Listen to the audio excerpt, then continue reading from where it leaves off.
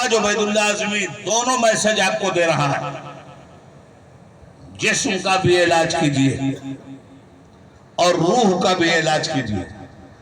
جسم بیمار ہو تو اس ہاسپٹل میں آئیے، روح بیمار ہو تو مسجد میں جائیے، روح بیمار ہو تو قرآن کے اور آپ کو کھولیے، روح بیمار ہو تو اللہ سے ڈرنے کا جذبہ پیدا کر لیجئے۔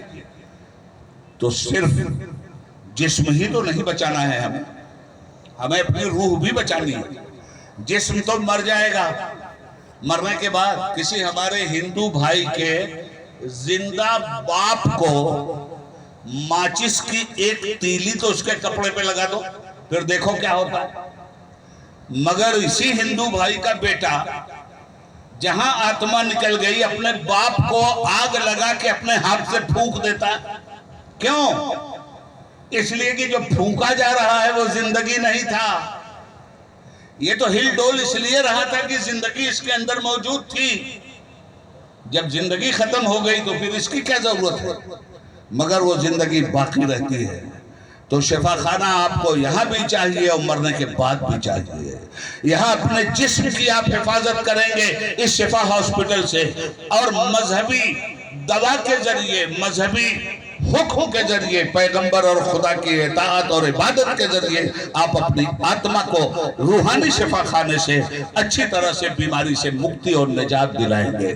اس لیے میرے بھائی کسی لمبی چوڑی تقریر کی ضرورت نہیں ہے، ضرورت اس بات کی ہے کہ آپ اپنے جسم کو بھی بیماری سے بچائیے اور اپنی آتما اور روح کو بھی بیماری سے بچائیے۔ روح کو بیماری سے بچانے کے لیے جب بھی آپ خدا سے ڈریں گے، ایک نسخہ دے دیتا ہوں، اب 5 وقت کی نماز کے پابند بن جائیے۔ اور نماز میں جب آپ گئے تو پہلا ڈوز آپ کو کیا ملتا ہے؟ لوگ نماز تو پڑھتے ہیں مگر پہلے ڈوز پر لوگ دھیان نہیں دیتے۔ نماز میں پہلا ڈوز یہ دیا گیا ہے کہ خدا دیکھ رہا ہے، جس کی عبادت کرنے آئے ہو وہ دیکھ رہا ہے۔ اب نماز سے جب باہر نکلو تو دوسرے وقت تک اس کا دھیان رکھو کہ خدا دیکھ رہا ہے۔ اگر اس طرح سے آپ نے دھیان دیا تو 24 گھنٹے میں یہی ایک دھیان، یہی ایک ڈوز، یہی دوا کا ایک ٹیبلٹ خدا دیکھ رہا ہے۔ بے ایمانی کرنے جائیں گے خدا دیکھ رہا ہے، برائی کرنے جائیں گے خدا دیکھ رہا ہے۔ ارے قانون جہاں نہیں دیکھتا وہاں تو برائی بے حیائی کر کے آپ کامیاب ہو جائیں گے، مگر خدا تو ہر جگہ دیکھ رہا ہے، وہاں برائی بے حیائی کر کے آپ کے لیے کامیابی کی کیا ضمانت ہے سوا ہلاکت و بربادی کی؟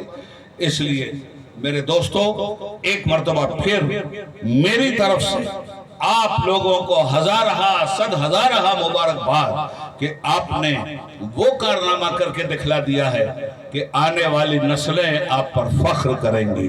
آپ نے وہ کام کیا ہے جس کام کو کرنے کا جذبہ لوگوں کے اندر پیدا ہوگا۔ ایک آدمی اگر لاٹری کی دکان کھولتا ہے تو معلوم نہیں کتنے پیسے برباد کرنے کا کاروبار وہ کرتا ہے، اور درجنوں لاٹری کی دکانیں کھل جاتی ہیں۔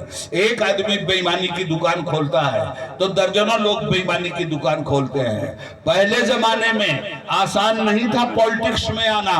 پالیٹکس میں آنے کا مطلب تھا اپنی جان کی قربانی، اپنے مال کی قربانی سماج سیوا کے لیے۔ مگر اب تو پالیٹکس کی گاؤں گاؤں فیکٹری کھل گئی ہے۔ کیوں؟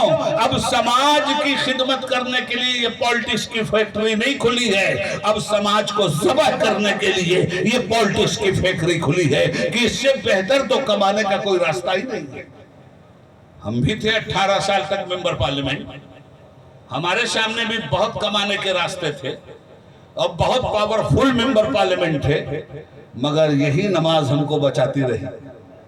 بیٹا سجدہ کر رہے ہو خدا دیکھ رہا ہے نا، پیٹرول پمپ دلانے میں جو 25 لاکھ روپیہ لے رہے ہیں اس کو بھی خدا دیکھ رہا ہے۔ بس اس نے ہم کو آپ کی دعا سے بچا لیا۔ آج بھی رزق حلال کی بنیاد پر ہم اپنی زندگی گزار رہے ہیں، اپنا کنواں خود کھود رہے ہیں، اور لوگ ہمیں تانا دیتے ہیں کہ آپ 18 سال کے ممبر پارلیمنٹ، ملک کا پرائم منسٹر آپ کی جیب میں، ملک کی حکومت آپ کی جیب میں، رولنگ پارٹی کے آپ all India vice president, ruling party کے آپ ممبر آف پارلیمنٹ، آپ ریلوے کے ممبر، آپ فائننس کے ممبر، اور آپ نے کچھ بھی اپنے بال بچوں کے لیے نہیں کیا۔ آپ کے पास कुछ भी नहीं है सिवाय इस नजराने शुक्राने के। मैं अल्लाह से दुआ करता हूँ, ए मेरे मालिक, तेरा ये फजल था कि तूने मुझे हराम की कमाई से बचाया और तूने मेरी रूह को जिंदा रखा और मेरे जिस्म में हलाल ग़िज़ा की तवानाई अता फरमाई। इसलिए मुसलमानों, हराम को हराम ही समझो और हलाल को हलाल ही समझो। आज इस दुनिया में तुम्हारा लाख नुकसान हो जाए, उस नुकसान को बर्दाश्त कर लो आखिरत के फायदे के लिए, मगर दुनिया की हराम कमाई को हासिल करके आखिरत को बर्बाद करने की कोशिश मत करना। अल्लाह ताला आपके जिस्म की भी हिफाजत फरमाए और आपकी रूह की भी हिफाजत फरमाए।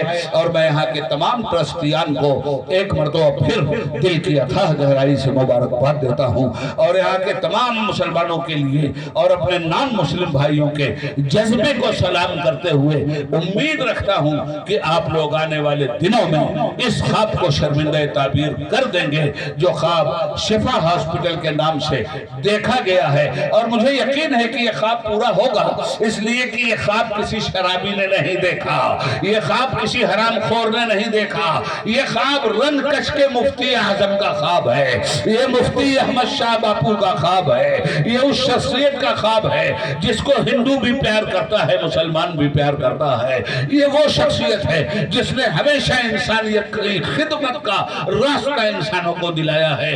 इसलिए उस अज़ीम शान हस्ती को मेरा बहुत बहुत सलाम जिसने कभी ख्वाब देखा था और आज उनकी मुबारक रूह आपसे सूरज को चैलेंज करके ये कह रही है, ये महर ताबा से कोई कह दे वो अपनी किरणों को चुन के रख ले, ये महर ताबा से कोई कह दे वो अपनी किरणों को चुन के रख ले। मैं अपने सेहरा के जर्रे जर्रे को खुद चमकना सिखा रहा हूँ। चमक रहा है उनका सेहरा, चमक रहा है उनका जंगल, चमक रहा है उनका बयाबान, चमक रहा है उनका दश्त। और रब्बुल आलमीन इस दश्त को गुलो गुलजार बना दे, हम लोगों के गुनाहों को माफ कर दे और इस हॉस्पिटल को जल्द अज जल्द अपनी उस मंजिल तक पहुंचा दे जिस मंजिल तक पहुंचाने का ख्वाब हुजूर मुफ्ती आज़म कच्छ ने देखा था। आज उनकी रूह को भी इस तरह हम इसाले सवाब कर सकते हैं। खूब की सैर चमन फूल चुने शाद रहे, बागबा जाता हूँ गुलशन तेरा आबाद रहे। वस्सलामु अला मन तबल हुदा। खुदा हाफिज। अस्सलामु अलैकुम व रहमतुल्लाहि व बरकातुहू।